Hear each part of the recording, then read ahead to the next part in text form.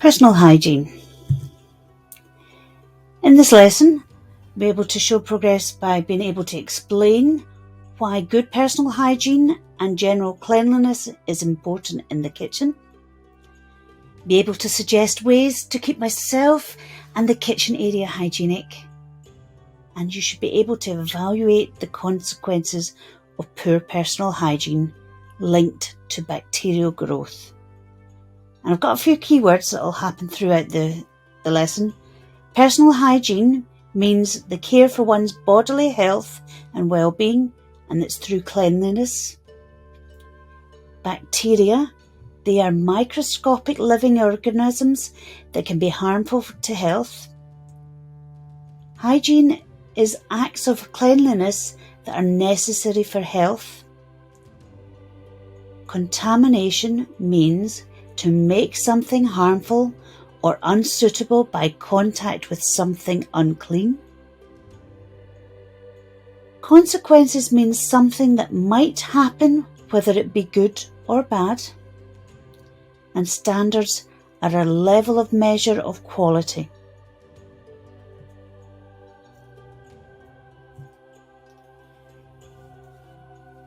So remember, contamination is to make something harmful or unsuitable by contact with something unclean. It usually means something in the food that shouldn't be there.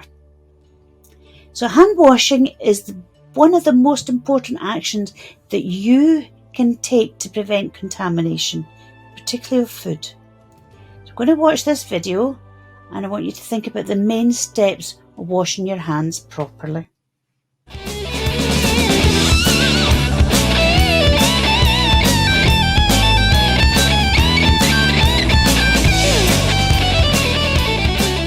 Kids are talking about germs again. They're trying to stop us from making people sick.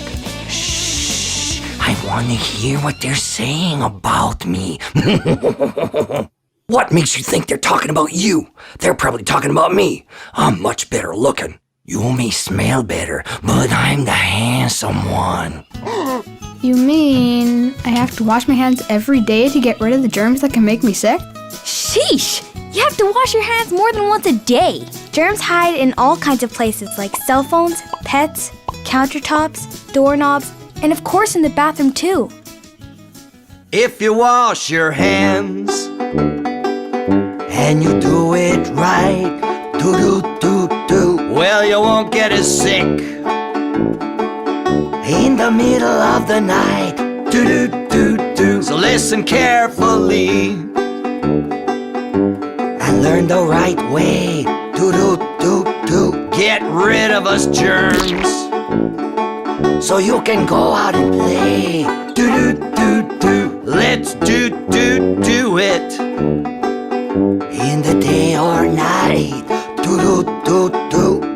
Wash your hands and get it right, do.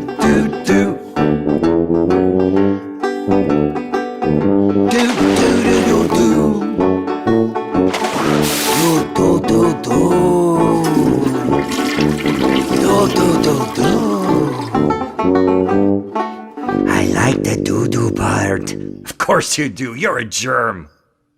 So, you're telling me pretty much anything we touch can have bacteria and viruses on them.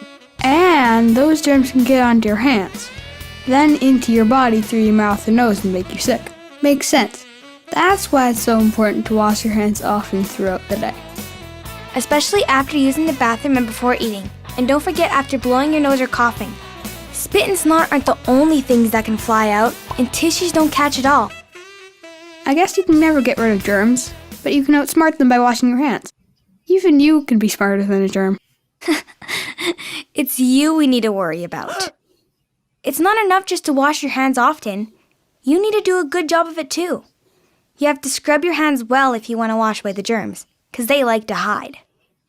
I'm liking these hands. You're right, buddy. There's lots of great places to hide. You hide under the nails. I'll hide between the fingers. First, turn on the tap and wet your hands. Warm water works best. Use plain liquid soap. Scrub your palms together, then the backs of your hands. Your thumbs, most people forget to wash them, you know. Between your fingers. Then scrub your knuckles to clean your cuticles. That's the part of your skin that's closest to your fingernail. And your fingertips to clean under your nails. Then your wrists. You should scrub for at least 15 seconds before rinsing off the soap. Then dry your hands well with a paper towel.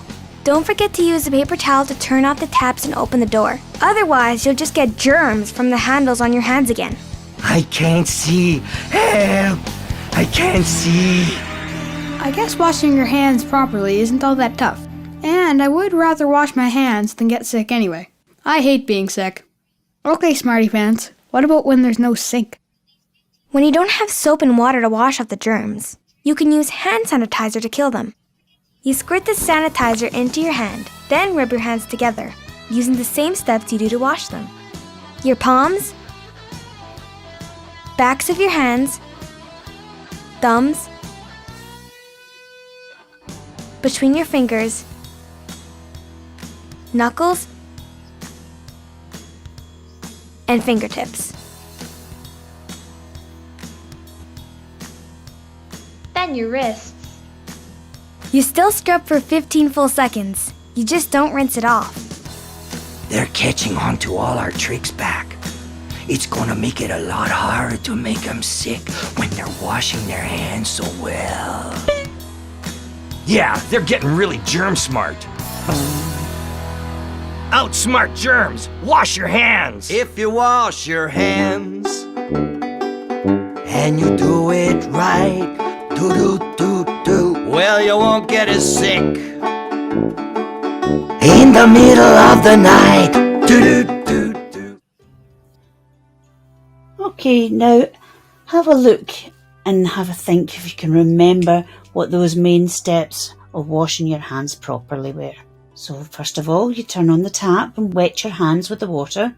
Warm water works best. Apply soap to cover all your hands and then rub palm to palm. Then your backs of your hands, so you rub your right palm over the back of your hand and interlace it and do the opposite. Interlace your fingers, so in between your fingers. The knuckles, the backs of your fingers. So that's basically your cuticles, and then your thumbs, and then your fingertips, then your wrists. Then you rinse with your hands in water. Use a paper towel to dry it and turn off the tap with the paper towel. And it should be enough time to sing a happy birthday to yourself.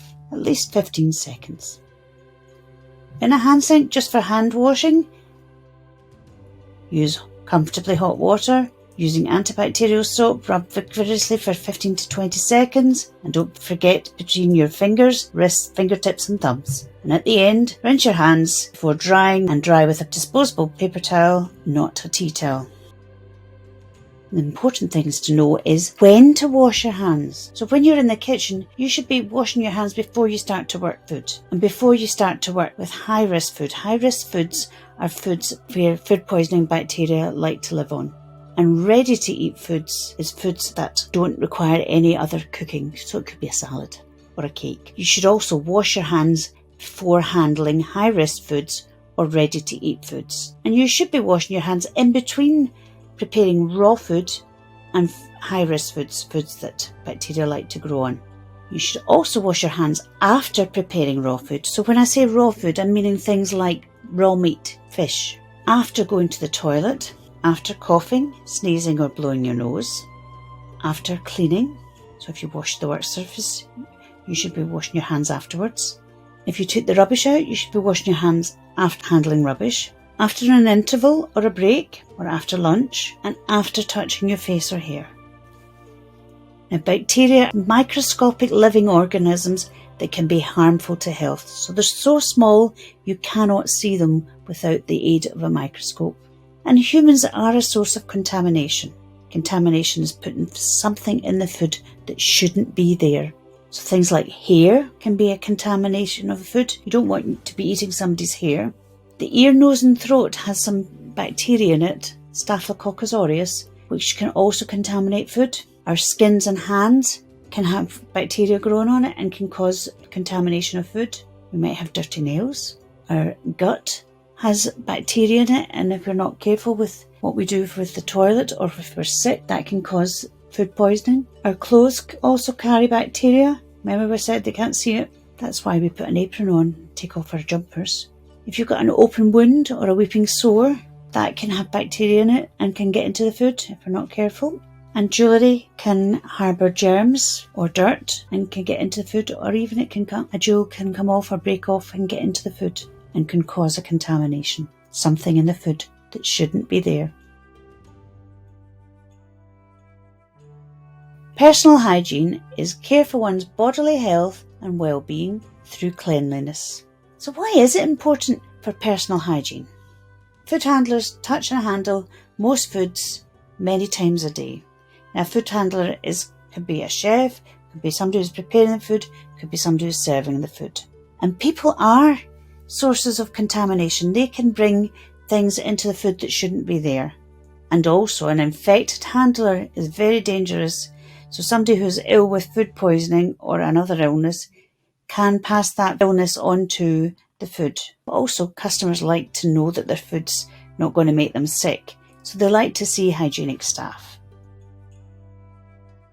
Standards means a level or a measure of quality. We have clothing standards. So you wear protective clothing, it should be clean and washable. If you're having headwear, it should be a hat or a hairnet or your long hair tied back. All jewellery must be removed. You should have clean nails. They should be short. And there should be no false nails and no painted nails, gel, acrylic or varnish. And your footwear, usually school footwear is appropriate for the kitchen. But if you were working in a catering kitchen, your footwear should cover the whole of the foot and should be washable or wipeable. Now, there are some personal habits can cause food poisoning and we need to be careful. So do wash your hands regularly. Do keep your nails short and clean. If you've got an open wound, cover it with a blue waterproof plaster and report any illnesses. Don't cough or sneeze on the food. Don't bite your nails, lick fingers or even taste food with your fingers. Don't scratch anywhere on your body.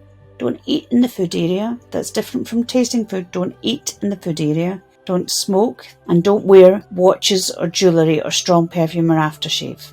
The smoking, the very action of smoking, the fingers are going towards your mouth and the bacteria in your mouth then transfers onto your fingers and that can get into the food that way.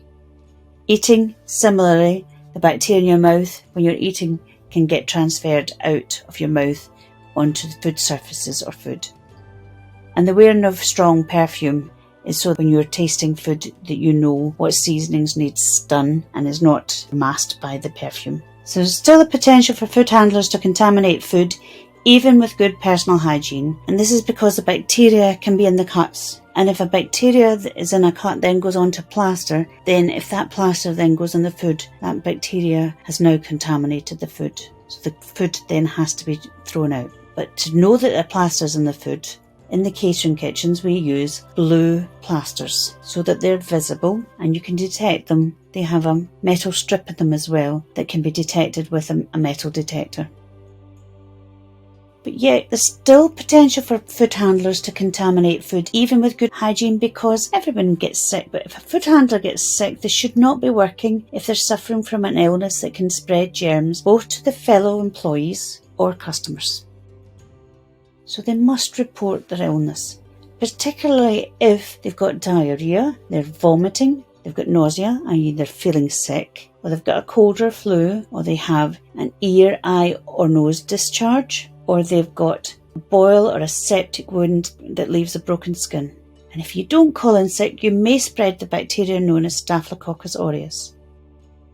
The Staphylococcus aureus normally lives in the mouth and nose. It's also on the skins, but it can be in boils and cuts and can be spread through coughing and sneezing. But if it increases, it will give you abdominal pain, mainly vomiting, diarrhea, and sometimes a low temperature. And it usually lasts for 24 hours. But if you have this one, it can then transfer into the food or cause your colleagues to be sick. So if you have foodborne illness, i.e. food poisoning, the symptoms are vomiting, diarrhea, nausea, that's feeling sick, abdominal pains or stomach pains, or a high fever or temperature. So just in summary, you must have the highest possible standards of personal hygiene to avoid contaminating food, to avoid putting things in the food that shouldn't be there. So food handlers should wear appropriate clothing whenever they're working with food. So in our kitchen, we take off our blazers, our jumpers, and we put on a clean apron, and we'll tie our long hair back. Hygienic food handling is essential, so any time you deal with food, you should be washing your hands regularly, especially before you start work in the kitchen and throughout that time. If you have an illness, you should be reporting the affection to your supervisor, and all wounds must be treated and promptly covered.